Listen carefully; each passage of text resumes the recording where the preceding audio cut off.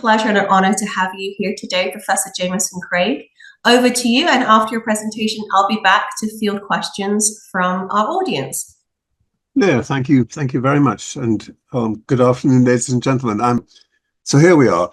So today, what my plan is to talk for about between 45 minutes an hour, our absolute maximum, but 45 minutes more like it.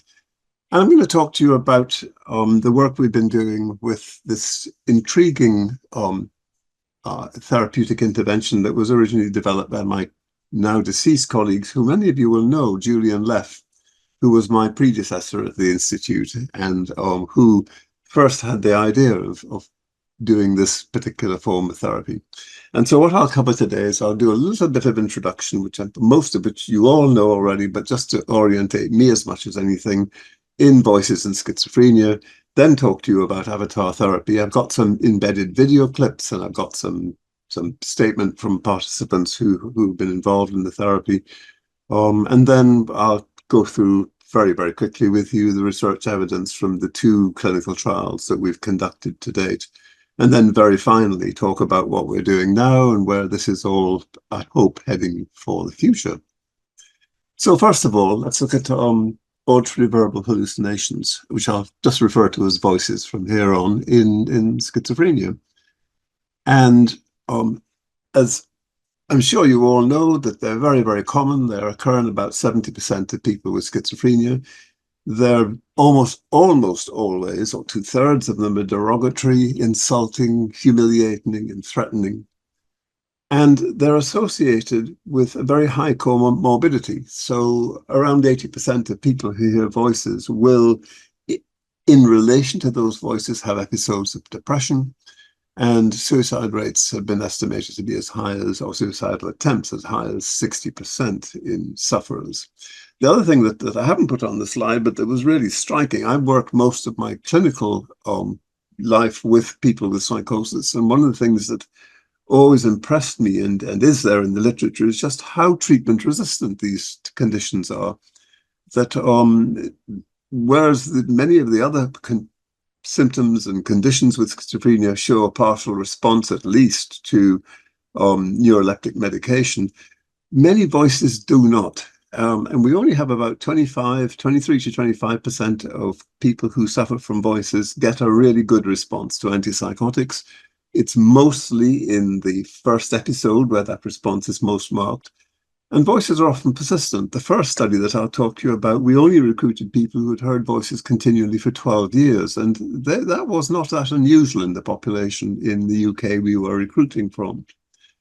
And in addition to being resistant to traditional psychiatric medication, even when you add to that the best current evidence-based psychological treatment, cognitive behavioral therapy for psychosis, CBTP, on the slide, and put that in alongside medication, then you still only get a further 25% of those folk showing an adequate and sustained response. So it's a really challenging, horrible symptom in the disorder. So that's a bit of that background. The other background, which is crucial to what I'm going to show you, is this business that the voices have the characteristics of ordinary utterances. Now, yes, people who hear voices also hear noises, clicks, whistles, buzzes, birds twittering, and so on. But when you look at the voice content, they have these characteristics of speech that I have with you. They have the characteristic of seeming to come from an intentional entity. That is to say, it's not a random voice with no connection to the person's life. It comes out of their personal life. It sounds like someone who knows them or an entity that knows them really well. And this entity seems to have a purpose. It seems to be saying things that are deliberately there to shame, to harm, or to humiliate the individual. And in a very important study, pardon me, by Max Birchwood, he made a comment that, excuse me, I'm just getting over a cold, so I'll do this periodically. He made a comment that voices tended to be dominant and controlling, while the recipient was, of course, submissive and appeased the voice. And that appeasement was linked to very low self-esteem, feeling that you really weren't very competent as a person, that you weren't very, very good, you weren't, you were anxious, you were depressed, and so forth. And he also made the comment from a study of command hallucinations, that's voices that are ordering people to do behaviors and actions, that many of those voices seem to be driving a subordination to the voice that echoed or was associated with dominance and control experiences with the person's life in general, their marginalization in other relationships, perhaps as far back as in their childhood. And so these entities, these intentional entities, seem to be very powerful, seem to echo experiences of power and control across the individual's lifespan, in some cases, as I've said, as far back as childhood. So they're not random neurochemical, purely biological whistles and clicks. These are things that have a purpose and meaning, or an ascribed meaning, in the individual's life. And that's very important for what we're going to talk about. So important, in fact, that there are a series of relational therapies. The most, probably the best known one, was developed by Dirk Corstens and Mary Longden, Eleanor Longden rather. And these are relational therapies that try to explore the nature of the personal relationship between the sufferer and his or her voice. And they try through a dialogue to make the voice less dominant and a more approving relationship. And this is often done by way of a 3-chair experiment. So there's the therapist in one chair, the patient in another chair, and an empty chair represents the voice. And the therapist will ask the empty chair, which is representing the voice, questions about why it behaves to the patient in the way it does. The patient playing the voice will reply as though it was the voice replying, saying why they did it. And through that manipulation of conversation, will encourage the voice to become less dominant, less harsh.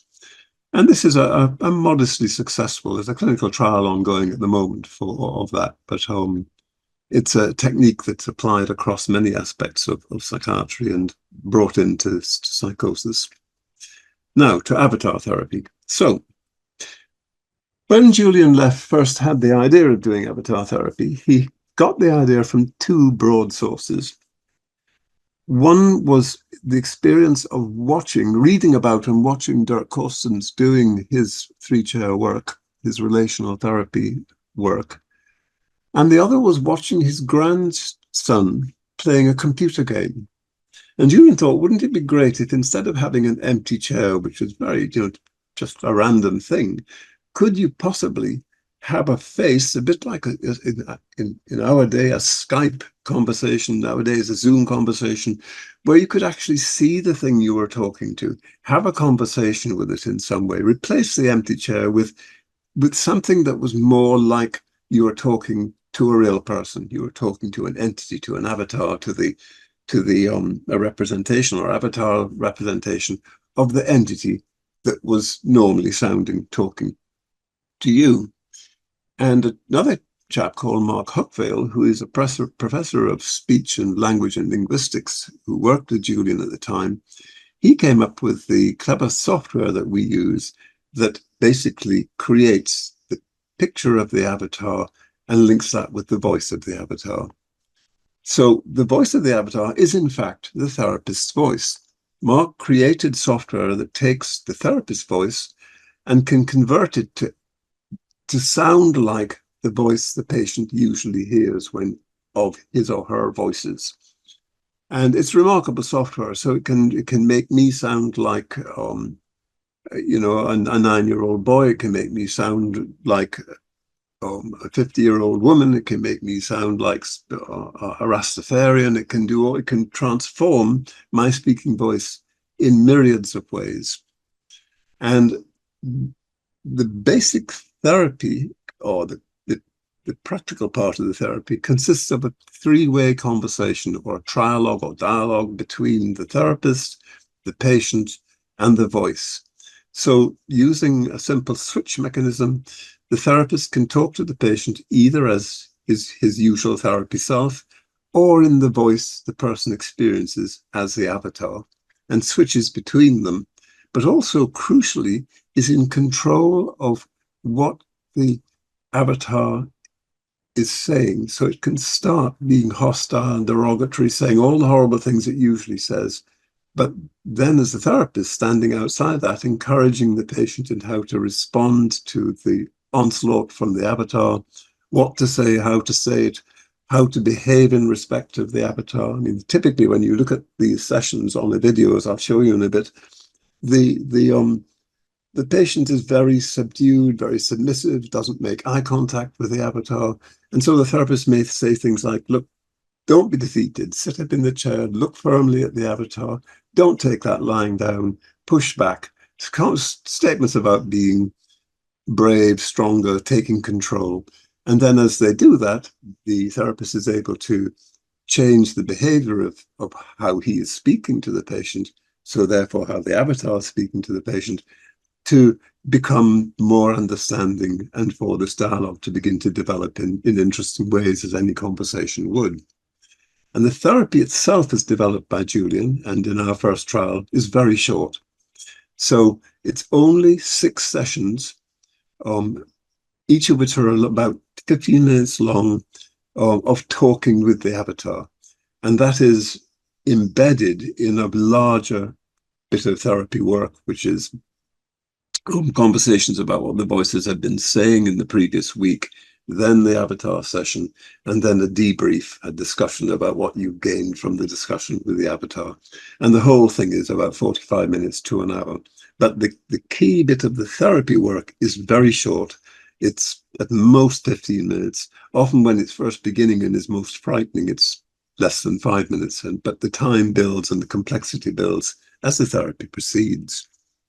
And what we're trying to do through the whole interaction is to increase the person's, or reduce their anxiety, reduce their avoidance of the hostile avatar, and increase the patient's sense of power and control, improve their belief in themselves, their self-esteem, and to place the voice in the person's biographical context. So I'll say a bit more about that rather than trying to do it all now. I'll just show you now a screen that is the screens we use in creating the avatar. So the creation of the avatar, the session, the therapy begins with a very long, hour and a half long history taking, where unlike most psychiatrists' assessments of voices, we are very concerned with what the voice is saying, far more so than whether it's second person, third person, all the characteristic things that psychiatrists get excited about in terms of the nature of the voices. This is not diagnostic. We're interested at this stage in understanding as much about the person's life and their voice as we can. And then we have on the computer 2 very simple things that we work with the patient. The first, as you see, is a slider. This is a slider of voice characteristics. So we have recorded the therapist's voice, and we can then transform that voice moving these various sliders: tone, pitch, breathiness, size of chest, height, body, and so forth. And we can slide these around and create, saying to the person, how's that in terms of a match to the voice you usually hear? No, it's not deep enough. Okay, so we've changed a couple of sliders, try that. How's that? And we keep going until the person says it's 70% match. Sometimes you get 100% match, but we never start the therapy till we've got a 70% match. And then once we've got the voice sounding like what the patient would like it to sound like, we then ask them to choose a face. And again, if they know who's speaking to them, like we've had people whose persecutors have been ex-politicians in the UK, we've had people whose persecutors are rock star band leaders. So where they're known people, we can take a photograph of the person and use that as the face. So it's as real as the person imagines it is. But most often it's built from a description. So you can see here are some. These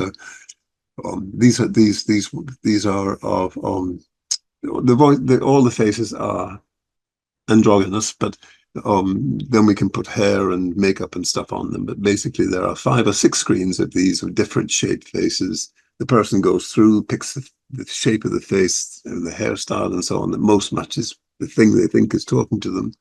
And then it produces a final, at the bottom right here, you have a client view, and they see this face that they've created. The face is animated, it eye blinks, it looks around the room, it makes eye contact. It follows what you would normally see in a sort of Zoom-like conversation like this, where you're looking at your audience. The therapist view, on the other hand, shows both the same thing, but gives him some control over whether he's talking to the person in his own voice or her own voice, or as the avatar. So that's a little setup. You'd think it would take hours to achieve. That is done in about half an hour. So about an hour for the history taking, and then very often the second day, we ask the person to keep a little diary account of things they've heard the voice say that week. Bring it to the next session. Then we sit together and we create this, create the avatar using the software. And we have our first very brief session, almost a taster session, just running them through, hearing the verbatim comments that are terrifying from the avatar, having the first practice session at standing up to the avatar, and so on. And this next slide is a little schematic of the whole thing. So as I say, we start every session like this. We start a session with a discussion between the patient and the therapist, saying, how's it been this week? What have you heard? Anything new from the avatar? Is it the same old stuff? Has there been any reaction to last week's session from the voices? Getting that sort of information. Then using that information to drive what we're going to try and do in the dialogue session, moving to this very brief dialogue, moving to the 5 to 15 minute dialogue with the avatar, and then coming out at the end saying, you know, there may be some comments that you did that really well, or how do you feel you did looking at the avatar, and you may have to say to them, you're still not really looking them in the eye, you're still looking a bit frightened, you know, we're going to have to work on that. Sometimes you do a little role play. Someone's really, really scared or really, really anxious. We may, in that first discussion with therapists, do a little dummy run, a little practice run without the avatar, just practicing what we're going to do. That's surprisingly infrequent, but it's obviously sometimes when people are very, very frightened, we would have to do that. And that whole session, particularly the avatar bit, is recorded live as in the session. And we put that on a recording for the patient to take home for homework. We ask them during the week 3 or 4 times to listen to themselves. They won't be able to see themselves in the version we've used up to now, but just to listen to themselves discussing with the avatar. We might give them a list of things we want them to look out for, where there've been really strong things that they've said or really interesting things they've said in the session. But they're asked to do that. First question you're going to ask me is, do they do it? And the answer is, we did not, for ethical reasons, embed anything in the software that tell us whether they actually listen to us. But so we think people tend not really to listen to the early sessions because they are really very heavy and quite unpleasant. But we think they do listen quite frequently to the later sessions as they build strength. So I think it's something we've kept throughout all the therapy, this idea that you give someone a recording to take home that they can play to their family if they like, they can do whatever they like. It's their recording, their material.